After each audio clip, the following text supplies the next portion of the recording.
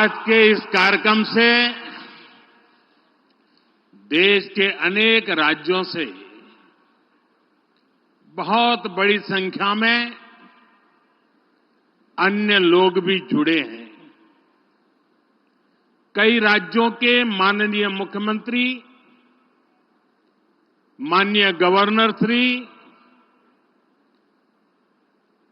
विधायकगण, सांसदगण, केंद्र के मंत्रीगण, ये सब इस कार्यक्रम में वीडियो कॉन्फ्रेंस से हमारे साथ जुड़े हैं। मैं उन सभी का भी हृदय से बहुत बहुत अभिनंदन करता हूं। एक समय था जब देश के सारे प्रमुख कार्यक्रम दिल्ली में ही होकर रह जाते थे। मैंने भारत सरकार को दिल्ली से बाहर निकालकर देश के कोने कोने तक पहुंचा दिया और आज राजकोट पहुंच गए। आज का ये कार्यक्रम भी इसी बात का गवाह है। आज इस एक कार्यक्रम से देश के अनेकों शहरों में विकास कार्यों का, लोकार्पण का और शिलान्यास होना एक नई परंपरा को आगे बढ़ा रहा है। कुछ दिन पहले ही मैं जम्मू कश्मीर में था। वहां से मैंने आईआईटी भिलाई, आईआईटी तिरुपति,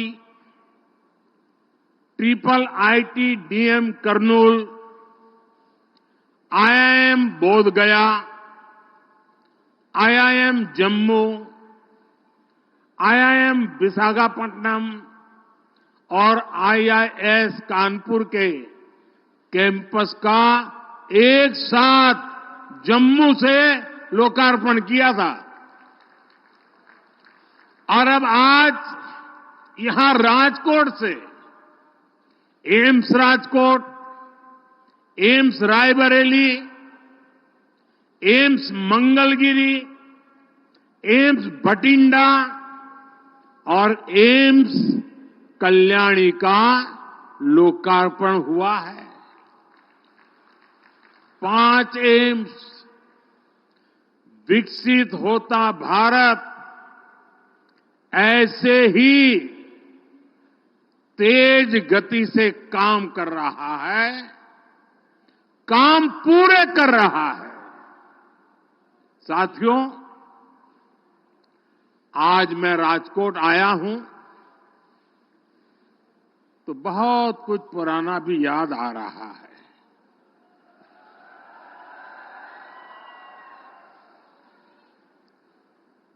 मेरे जीवन का कल एक विशेष दिन था। मेरी चुनावी यात्रा की शुरुआत में राजकोट की बड़ी भूमिका है। 22 साल पहले 24 फरवरी को ही राजकोट ने मुझे पहली बार आशीर्वाद दिया था, अपना एमएलए चुना था।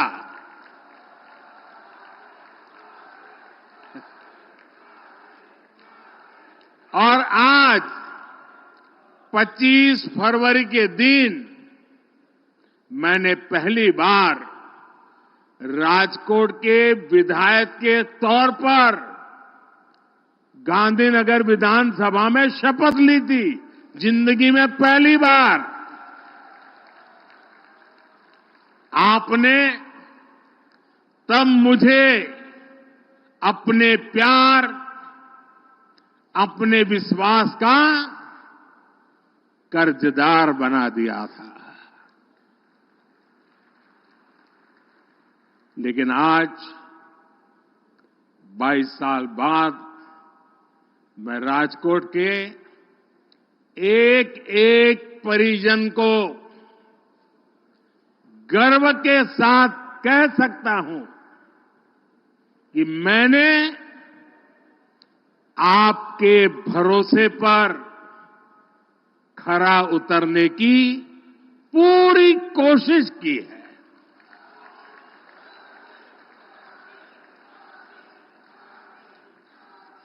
आज पूरा देश इतना प्यार दे रहा है, इतने आशीर्वाद दे रहा है, तो इसके यश का हकदार ये राजकोट भी है।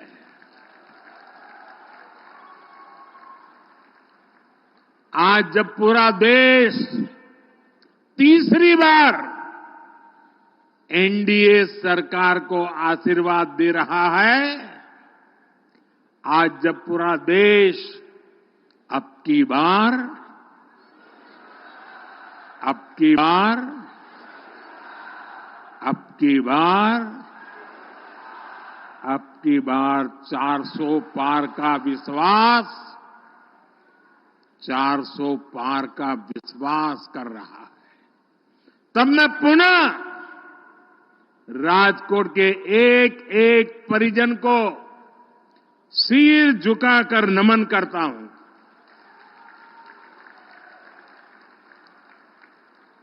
मैं देख रहा हूं पीढ़ियां बदल गई हैं, लेकिन मोदी के लिए स्नेह हर आयु सीमा से परे है। ये जो आपका कर्ज है, इसको मैं ब्याज के साथ विकास करके चुकाने का प्रयास करता हूं।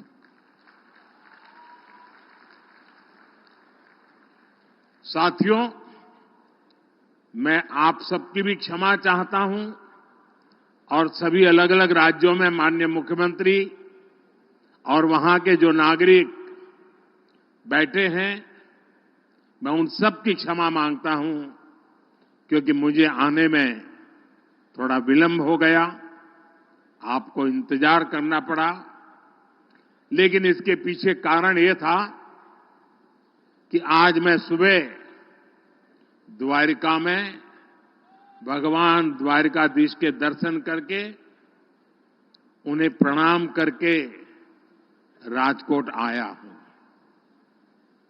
द्वारका को बेट द्वारका से जोड़ने वाले सुदर्शन सेतु का लोकार्पण भी मैंने किया है। द्वारका की इस सेवा के साथ साथ ही आज मुझे एक अद्भुत आध्यात्मिक साधना का लाभ भी मिला है। प्राचीन द्वारका, जिसके बारे में कहते हैं कि उसे खुद भगवान श्री कृष्ण ने बसाया था, आज वो समंदर में डूब गई है। आज मेरा सौभाग्य था कि मैं समुद्र के भीतर जाकर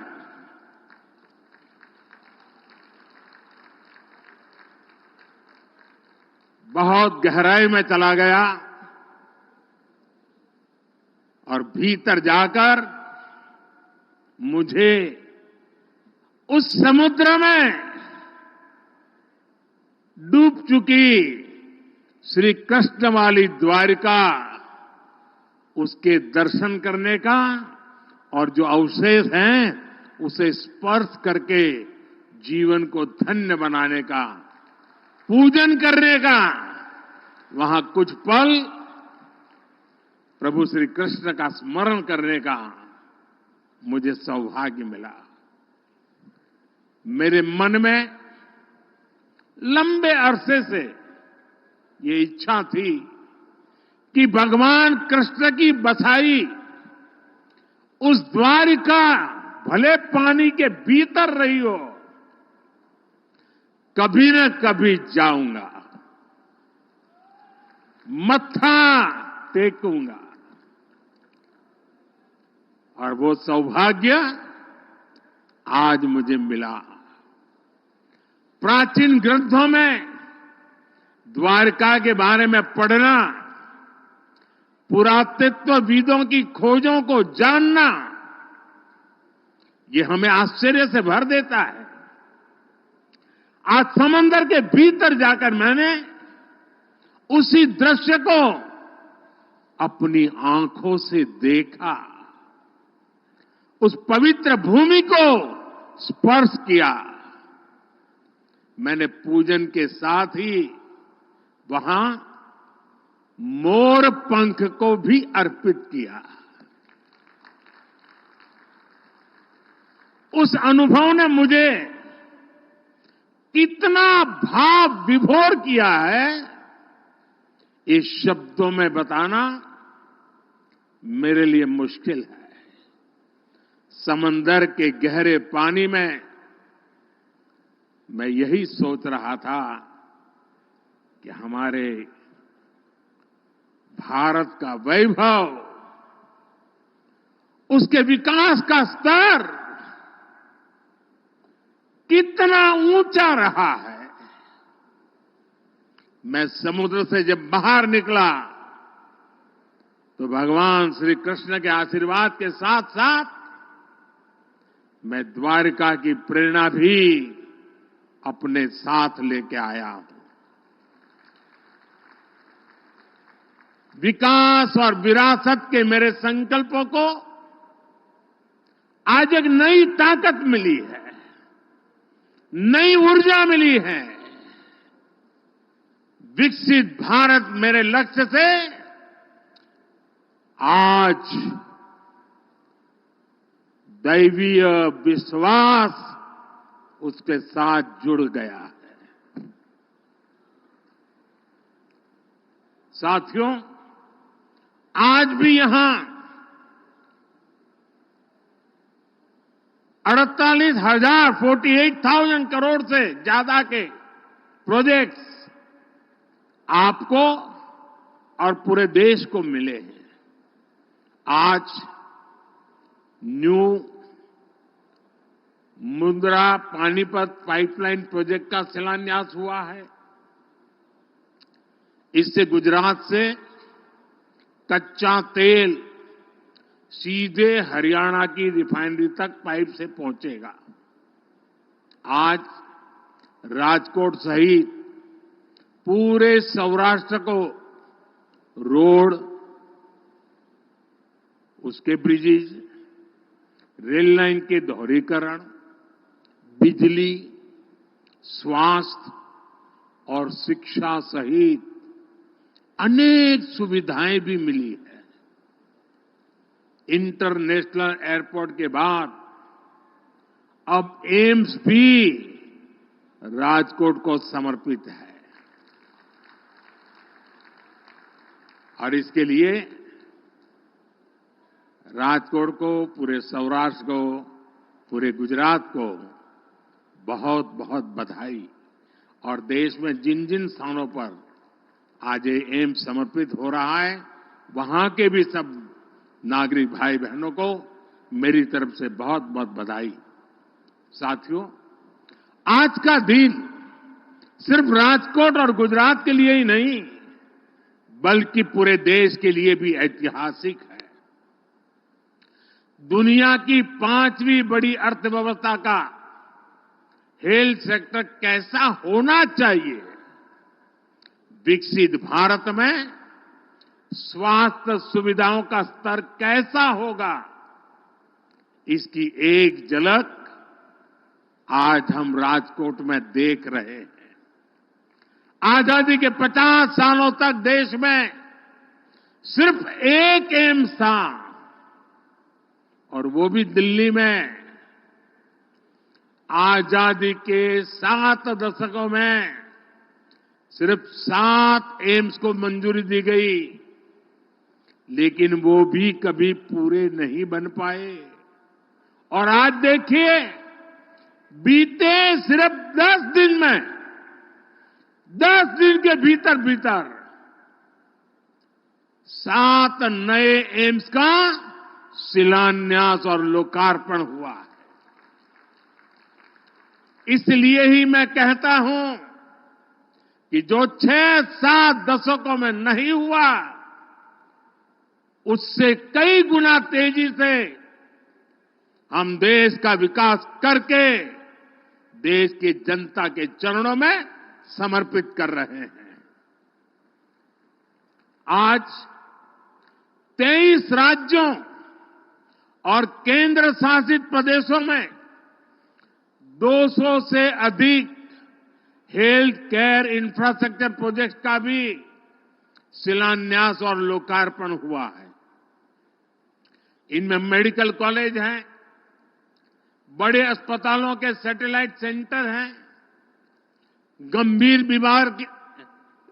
बीमारियों के लिए इलाज से जुड़े बड़े अस्पताल हैं। साथियों, आज देश कह रहा है मोदी की गारंटी, यानी गारंटी पूरा होने की गारंटी।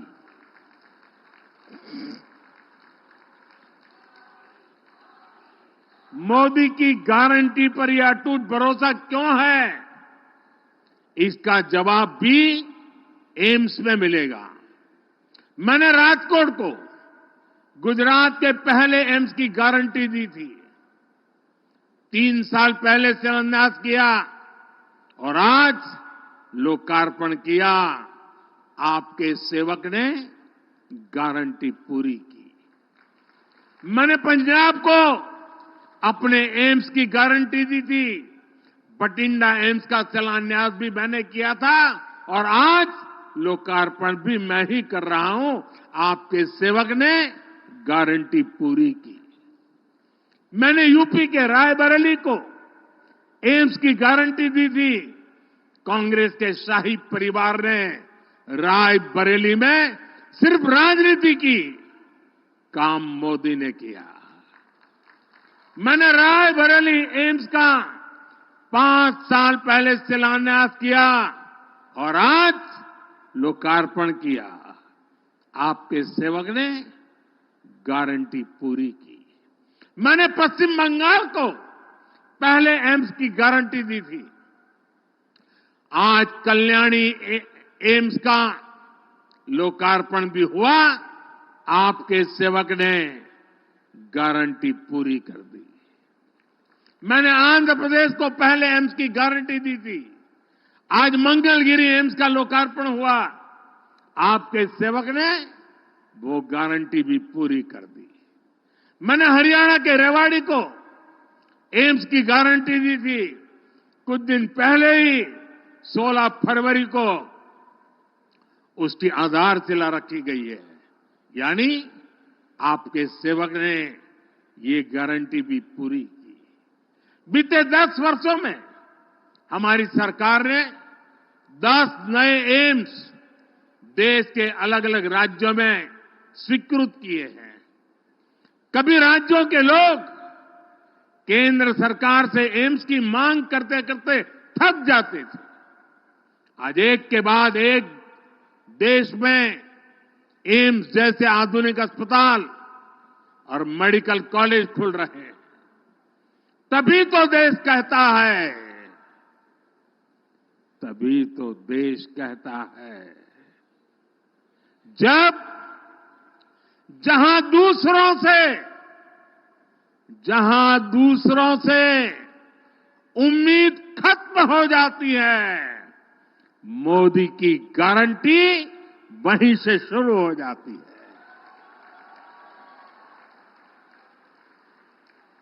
साथियों, भारत ने कोरोना को कैसे हराया, इसकी चर्चा आज पूरी दुनिया में होती है। हम ये इसलिए कर पाए क्योंकि बीते 10 वर्षों में भारत का हेल्थ केयर सिस्टम पूरी तरह से बदल गया है। बीते दशक में एम्स, मेडिकल कॉलेज और क्रिटिकल केयर इंफ्रास्ट्रक्चर के नेटवर्क का अभूतपूर्व विस्तार हुआ है।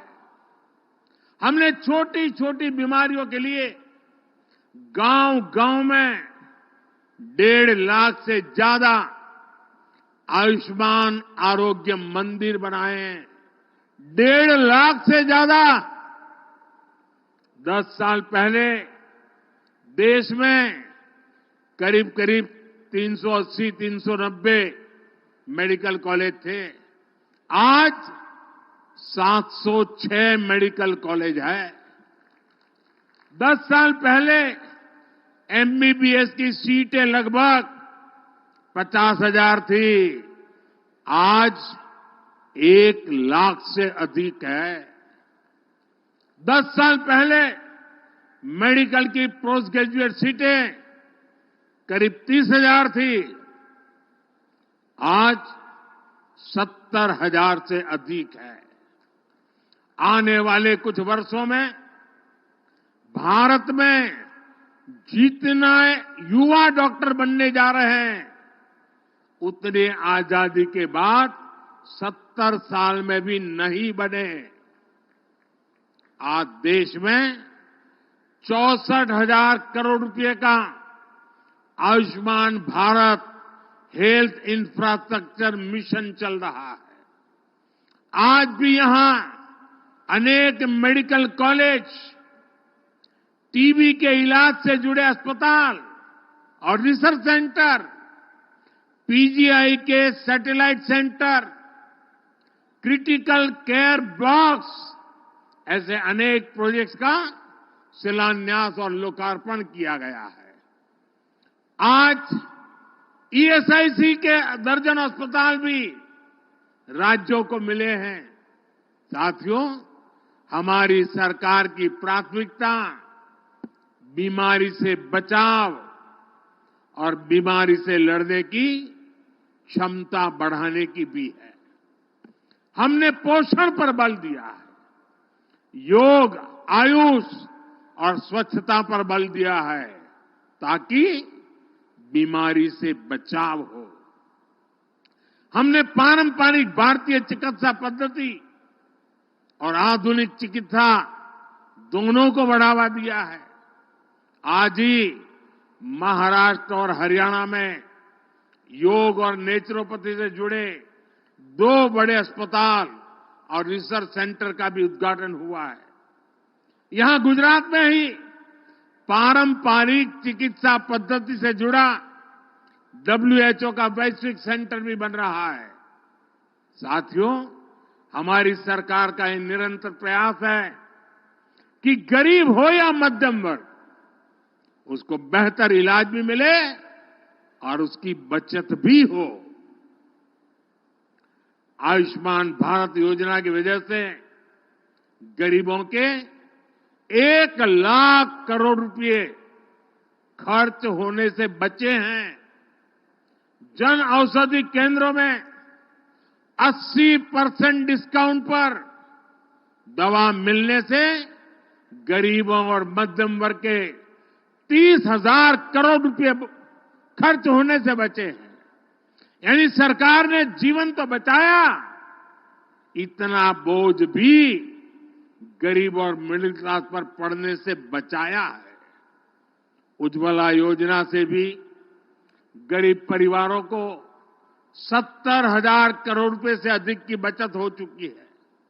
हमारी सरकार ने जो डेटा सस्ता किया है, उसकी वजह से हर मोबाइल इस्तेमाल करने वाले के करीब करीब 4,000 रुपए हर महीने बच रहे हैं। टैक्स से जुड़े जो रिफॉर्म्स हुए, उसके कारण भी टैक्स पेयर को लगभग 2.5 लाख करोड़ रुपए की बचत हुई है। साथियों, अब हमारी सरकार एक और ऐसी योजना लेकर आई है, जिससे आने वाले वर्षों में अनेक परिवारों की बचत और बढ़ेगी। हम बिजली का बिल 0 करने में जुटे हैं और बिजली से परिवारों को कमाई का भी इंतजाम कर रहे हैं। पीएम सूर्य घर मुफ्त बिजली योजना के माध्यम से हम देश के लोगों की बचत भी कराएंगे और कमाई भी कराएंगे। इस योजना से जुड़ने वाले लोगों को 300 यूनिट तक मुफ्त बिजली मिलेगी और बाकी बिजली सरकार खरीदेगी, आपको पैसे देगी। साथियों, एक तरफ हम हर परिवार को सौर ऊर्जा का उत्पादक बना रहे हैं, तो वहीं सूर्य और पवन ऊर्जा के बड़े प्लांट भी लगा रहे हैं।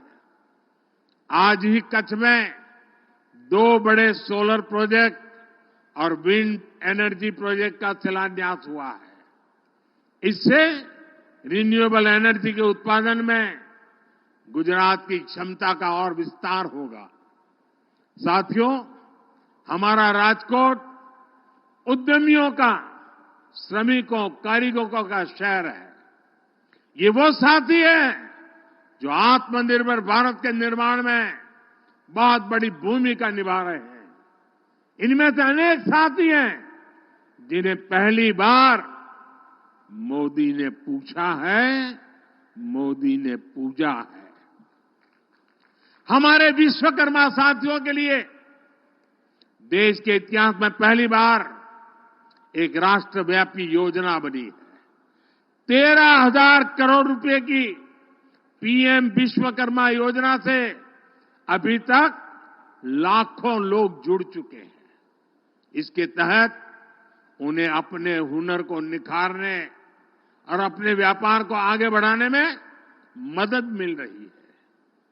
इस योजना की मदद से गुजरात में 20,000 से ज्यादा लोगों की ट्रेनिंग पूरी हो चुकी है।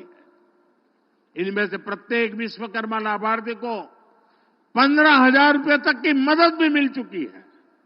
साथियों, आप तो जानते हैं हमारे राजकोट में આપણા ત્યાં સોનીઓનું કામ કેટલું મોટું રાજકોટમાં, આ વિશ્વકર્મા યોજનાનો લાભ છે એમને। साथियों, हमारे लाखों रेहड़ी ठेले वाले साथियों के लिए पहली बार पीएम स्वनिधि योजना बनी है। अभी तक इस योजना के तहत लगभग 10,000 करोड़ रुपए की मदद इन साथियों को दी जा चुकी है। यहां गुजरात में भी रेहड़ी पटरी ठेले वाले भाइयों को करीब 800 करोड़ रुपए की मदद मिली है। आप कल्पना कर सकते हैं कि जिन रेहड़ी पटरी वालों को पहले दुत्कार दिया जाता था, उन्हें भाजपा किस तरह सम्मानित कर रही है। यहां राजकोट में भी पीएम स्वनिधि योजना के तहत 30,000 से ज्यादा लोन दिए गए हैं। साथियों, जब हमारे ये साथी सशक्त होते हैं तो विकसित भारत का मिशन सशक्त होता है।